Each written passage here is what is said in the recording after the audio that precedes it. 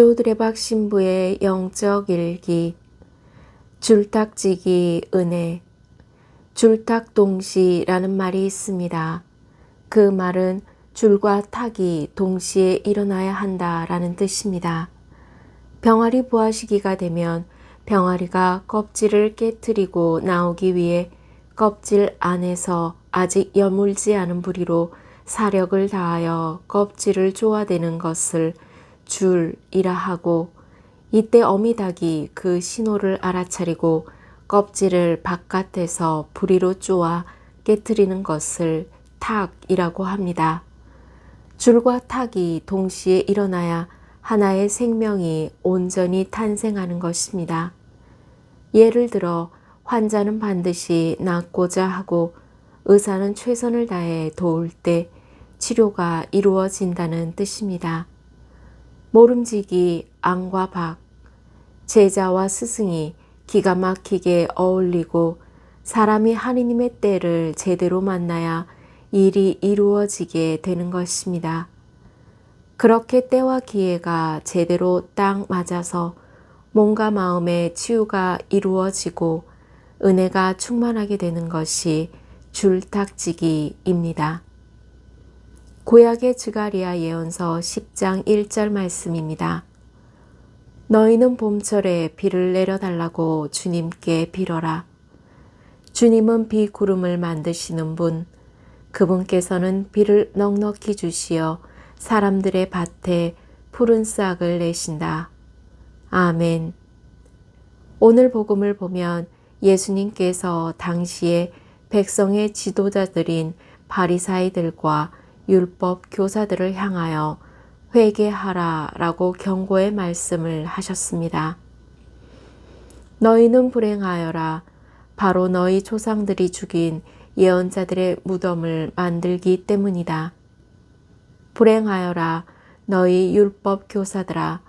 너희가 지식의 열쇠를 치워버리고서 너희 자신들도 들어가지 않고 또 들어가려는 이들도 막아버렸기 때문이다. 그런데 율법 학자들과 바리사이들은 야단은 치면서까지 회개하기를 바라시는 예수님의 사랑을 몰랐기에 독한 앙심을 품습니다. 그리고 예수님을 올가매고 엉뚱한 질문으로 공경에 빠뜨리려 합니다.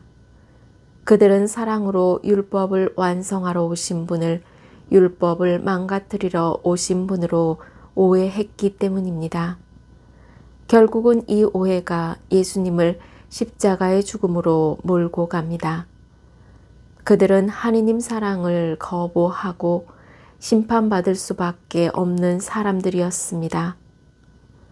그래서 예수님께서는 바리사이들과 율법 학자들에게 7번이나 너희는 불행하여라 라고 말씀하셨던 것입니다.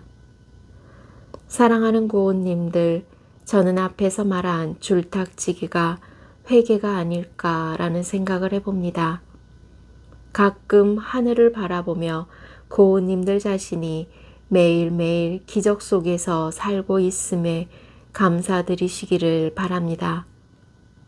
고개를 들어 하늘을 바라볼 수 있으니 감사하고 코를 벌렁대며 숨을 쉴 수 있으니 감사하고 내 손으로 먹고 싶은 것을 먹을 수 있으니 감사하고 내 아픈 다리로 걸을 수 있으니 감사하시기를 바랍니다. 그렇게 감사할 수 있는 축복을 누릴 수 있는 것은 하느님의 자비와 사랑으로 주어진다는 것을 깨닫는 것이 줄탁지기이고 회개의 삶이 아닐까 묵상해 봅니다.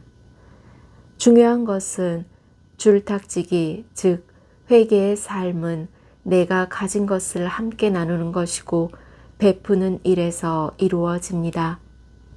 왜냐하면 나누고 베푸는 일이 내 삶을 어지럽게 하고 두려워하게 하는 더러운 영들을 물리칠 수 있기 때문입니다. 그래서 영원한 생명을 얻기 위해서 고운님들이 해야 하는 일은 회개입니다. 이것이 줄탁지기 은혜입니다. 하느님께서는 죄인들이 회개하고 당신 품에 돌아오기를 간절히 기다리고 계십니다. 고은님들에게 주어진 회개의 시간이 죽기 전까지이지만 그 죽음이 30년 후에 올지 혹은 3년 후에 올지 아니면 3시간 후에 올지는 아무도 모릅니다. 그래서 고린토이서 6장 2절을 보면 사도 바오로가 말씀합니다. 하느님께서 말씀하십니다. 은혜로운 때에 내가 너의 말을 듣고 구원의 날에 내가 너를 도와주었다. 지금이 바로 매우 은혜로운 때입니다. 지금이 구원의 날입니다. 아멘. 저 두레박 사제도 하느님의 때를 기다리며 줄탁지기 은총을 간구하면서 몸과 마음이 아픈 고은님들과 간호하는 고은님들 그리고 고은님들의 자녀에게 주님의 치유와 회복의 은총이 임하시기를 기도합니다. 아멘. 영적 일기를 마무리하면서 하느님께서는 십자가에서 구원의 길을 마련해 주시고 고은님들에게 영원한 생명을 얻게 하셨으니 고은님들의 감사기도와 하느님의 무한하신 자애로 치유와 회복의 줄탁지기 은총을 누리시기를 주님의 이름으로 강복합니다. 아멘.